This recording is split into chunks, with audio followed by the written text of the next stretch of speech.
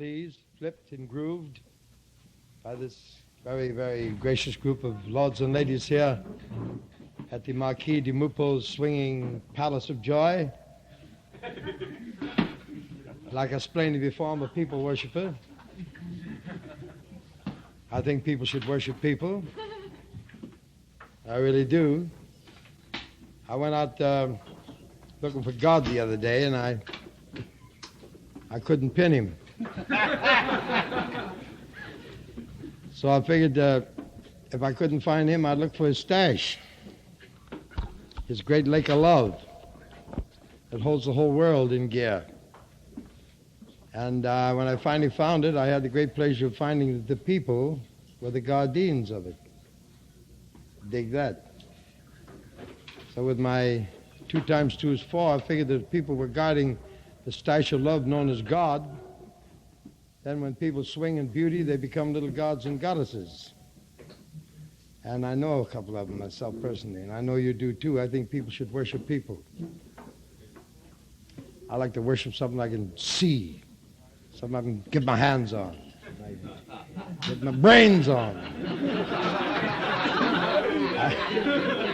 I don't know about that Jehovah cat. I can't reach him. I don't know. Seemed like every time I found myself in a bind, I always, nothing mystic came to help me. Some man or some woman stepped up there and said, we'll help you, we'll do this, we'll do that. That's the way it looks to me. So recently on the San Bernardino freeway, I got hung up in an old junker car going to Las Vegas, Nevada. Right in the middle of the freeway during the rush hour, it conked out. Car, got a weak clutch, but you don't let him, don't step out. Oh, it was a madhouse, like having lunch in the middle of the Indianapolis freeway. About 3 days went by, and finally along came God. There was 2 of them. There was a big God and a little God. They didn't know me from her. But they pushed and they pulled and they tugged and they twisted and they yanked and they gave me every possible assistance in the world. Finally got me on my way. Haven't seen him since. But I think that people, I hope I haven't offended your religious beliefs, but I think that people should worship people. I really do. I really do. I like to put a little sound down on Boothby, Lord Boothby. He's an eminent British philosopher and humorist. He came up with a great strong line. He said that humor is the only solvent of terror and tension. Another great humorist came along, Thurber, and he said that we in America must realize that humor is one of our strongest allies. And I say, is it the duty of the humor of any given nation in time of high crisis to attack the catastrophe that faces it in such a manner as to cause the people to laugh at it in such a way that they do not die before they get killed?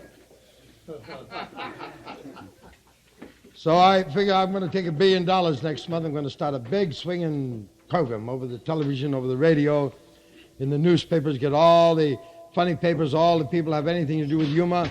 And I'm going to start out a big, elongated 8-month campaign against the gas of all time, the bomb. The great spear of humor against the bomb. Rippity-tip, zip, zip, and a ring-ding-ding against the bomb. All kinds, all ways, all slides, all sides against the bomb. A great big elongated program through the air by billboards, by little ones, by big ones, till eventually you mention H-bomb to somebody. H-bomb. I heard a story about an H-bomb the other day. There was a couple of H-bombs. Missiles. They said, whistle your thistle, here comes a missile. And you hear songs like way down deep in the Ural Mountains, far behind the Iron Curtain. Ivan and the lads are flirting with uranium. Uranium is not geranium. I'm hip, that you know. But will you lose your aplomb when the atomic bomb comes your way? Do you think you'll be gassed when you hear that big blast on the highway?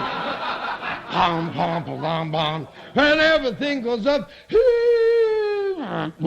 And then comes down, and 52nd Street just can't be found. And Symphony Mother said, is history. Now the next scene is the Kremlin. Khrushchev has just returned from a very big visit, shaking everyone up, rattling the rockets and one thing and another. And they give him a big party in the Kremlin, and what with Russian benzodrine and vodka and one thing and another, he's smashed out. He's in the silk, sacked out with a concrete wig. He's in bad shape.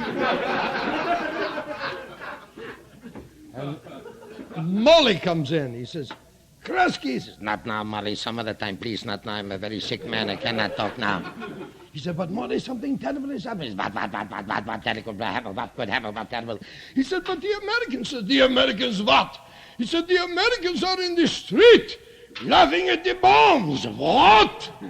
This is terrible news. If we cannot scare them to death, we cannot beat them. Give me a double shot of vodka right away. We give back Poland, see what happens. Yeah.